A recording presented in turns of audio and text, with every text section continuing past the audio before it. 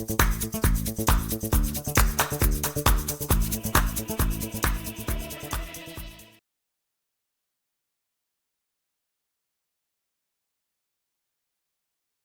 Sean, you have been with us now for how long?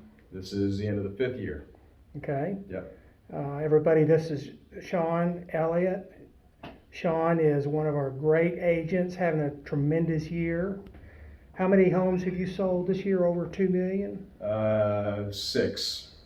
And we still may have another. And there's another one potentially coming. Yeah. Yeah. It's been a crazy year. Yeah. Great year. Yeah. What's your production this right now? Do you know? Today? So you want GCI or total volume? No, volume, sales volume right now is around 27 million. That's just amazing.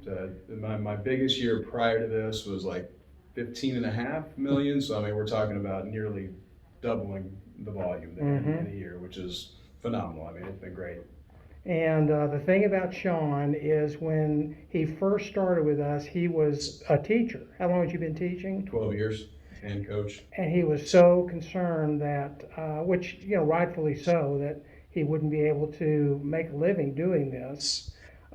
Started off a little slow, which most agents do. And then it just started picking up his second year, and then it just kind of exploded.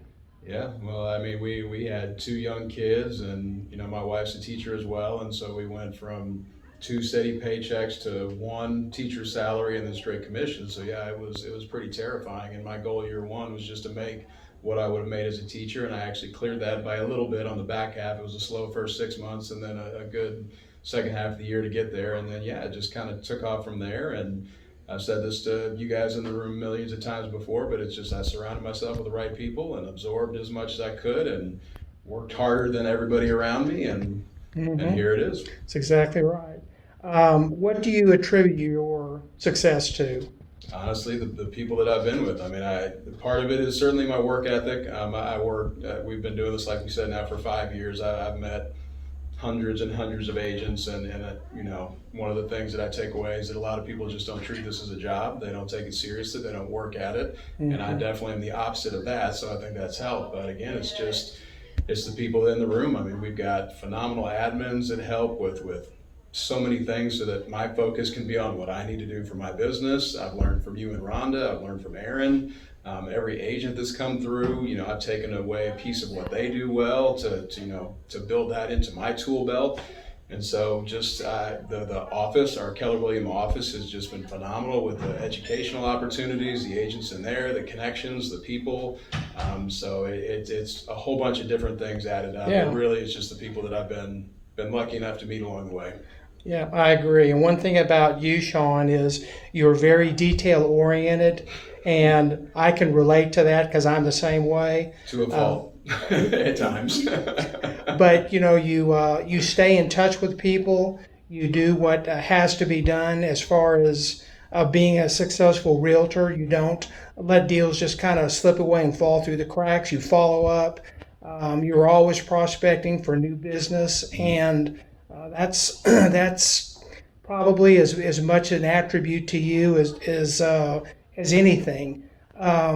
You've made some big deals, and do you find work? We're talking about 2 million plus. How do you find that versus are those easier to work than the 200,000 or 300,000, or do you think it's more difficult to work the bigger deals? Really good question. I think when I first started with your group, and the idea of selling $1 million property really seemed daunting and overwhelming. Now that I've done it a handful of times, it's not as different as you would think. Do you have to be more readily available, and do you have to be you have to be more specific? You have to go above and beyond in every aspect that you can possibly think of. I mean, you are providing the best service possible for these clients. Yeah. So you'd say they're more demanding? In a way, yeah. My attention to detail has to be a little bit sharper. I need to be going above and beyond, maybe more so than I would for a $300,000 listing. But no, at the end of the day, really what I've learned is, I put that same effort and focus into every single deal, and so it just kind of becomes second nature. So now that I'm working on a $2 million deal, it doesn't feel overwhelming. This is just what I do. You've got that confidence that you've done enough of them now that it's just like any other, it's dealing with people, how you deal with objections when they come up, resolving those objections. And at the end of the day, this is a people business. And so if you're fair with people, if you work hard for them, that comes across well. And really, sometimes it's as simple as that, to be honest. Why did you get into real estate in the first place?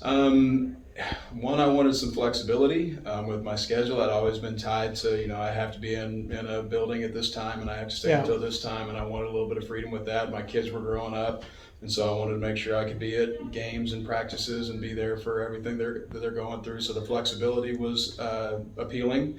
Obviously, the pay scale can be as high as I want it to be. I'd never had that before. I was really tapped out on a salary ceiling, and there wasn't much room to grow. And so with this, I mean, if I work, I can earn as much as I want. Right. If I don't work, I can earn as little as I want. And then when I was making the transition, actually, there was a buddy that I knew from teaching who was also a coach who was just going through the switch over to real estate. And so, just talking to him, picking his brain and hearing about, what his new career was like and what he was able to do that he wasn't able to do before. And so all the pieces just kind of made sense. And everything I'd heard about people that used to teach and move into real estate is that really some of the skill set that you have as a teacher translates very well into real estate, because really you're just working with people. And you're working with different personalities, and you're working with people that are stressed out for a variety of reasons and confused for a variety of reasons. So you just have to educate them. Sometimes you're a therapist, sometimes you wear many different hats. But being a teacher certainly, I feel like, prepared me for a lot of. I've often felt teachers. Believe it or not, teachers and waiters and waitresses are probably the three best suited for this business. I believe it. Yeah. And what were you teaching and coaching? So it changed a little bit here and there, but the majority of my career was teaching 8th grade science and coaching football and track. Okay. Was most of it. What did you like most, teaching or coaching? It's a good one too.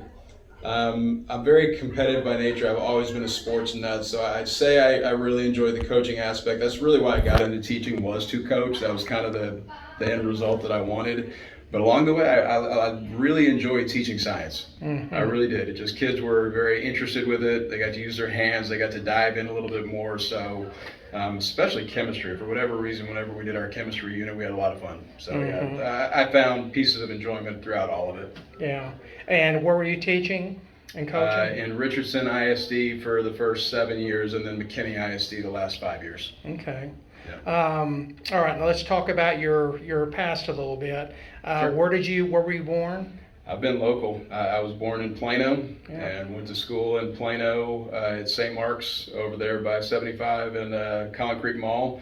And then I went to Jesuit down in Dallas. And then the only time I really left DFW was for college. I went to Baylor for a year and then switched over to A&M. And I finished up at A&M. And then as soon as I was done, moved back, and wife and I lived in Dallas for a little bit, then Addison, then moved up here to Allen in 2010. Okay, so I didn't realize you started at Baylor. Well, you're a big A&M fan now, aren't you? I'm not a guy that's going to a whole bunch of home games every year, traveling back every weekend. But yes, I love my Aggies. I love the campus. It was a great time, and so yes, I am definitely an Aggie at heart. And tell me about Kristen and your kids. So Kristen is from the A&M area. She grew up in Hearn, Franklin, which is about 30 miles north of College Station. Grew up on a big ranch, like 600 acres. Her dad had 200, 300 head of cattle while he was also teaching. And so she grew up out there. We met at A&M. She is a teacher right now as well, at least for the time being. We'll see what her future brings, but she's in her 17th year teaching. She's in Allen ISD. Yeah. And then my son is 10. His name is Braden, and his big deal is soccer right now. He's doing great with that. And my daughter is Elise. She's 9, and her big deal is cheer. She's doing phenomenal with that as well. So yeah. Very well, lucky. You're a great dad. I mean, you're always Thank you. Weekends with kids and going to camps and all the stuff that great dads do. Have you found that this business really does give you more flexibility, or are you working all the time? It's obviously a balance like everything else, but yeah, no, I'd say I'm able to be at 90% of what I want to be at. I'm able to structure my schedule and move things around to where I can be involved with almost everything, which is awesome. And at first, when I was working so much and my kids didn't quite understand, there was a little bit of a transition for them to understand, hey, if Dad's not selling houses, then Right. we're not going to Disney World or whatever the case Right. might be. But now that they've had some experience with it and we've kind of laid that groundwork, it really works out fine. Like, I mean, if I tell them I got to go lock myself in the office or I'm going to be gone all afternoon showing houses, they're like, peace, Yeah. go sell something. So Yeah. it's actually gone pretty well. Yeah.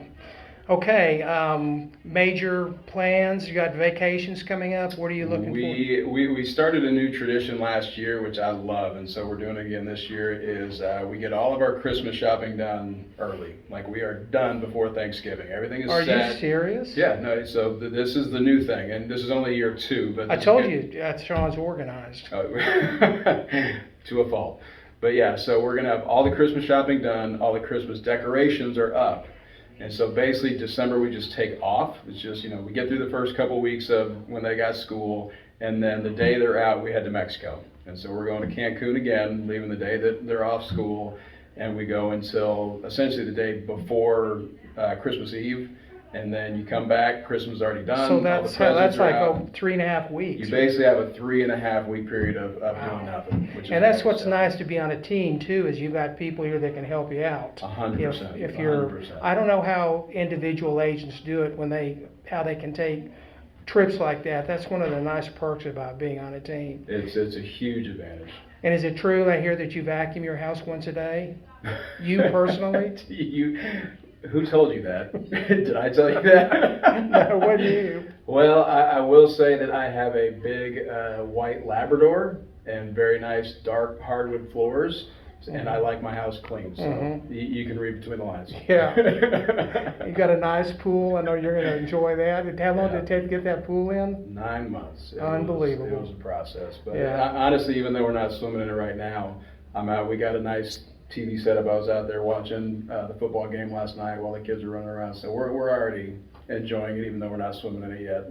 Yeah, I'm going to be showing some of the video I took of Kristen does a great job for Halloween, and they had a great party over there. Fun party, so I'll be showing some of those here. Well, Sean, do I get to check that video first? I'm gonna keep it. Okay, I'm gonna make sure all the stuff goes on is good fun stuff. all right, fair enough. But we're thrilled to have you. You're fantastic Thank agents, and you've got such a bright future ahead of you. You guys are so far ahead of the game in the way you plan, and wonderful family. So you're a real attribute, a real asset to our company, and we're thrilled to have you. Thank you. Happy to be here. You too. All right.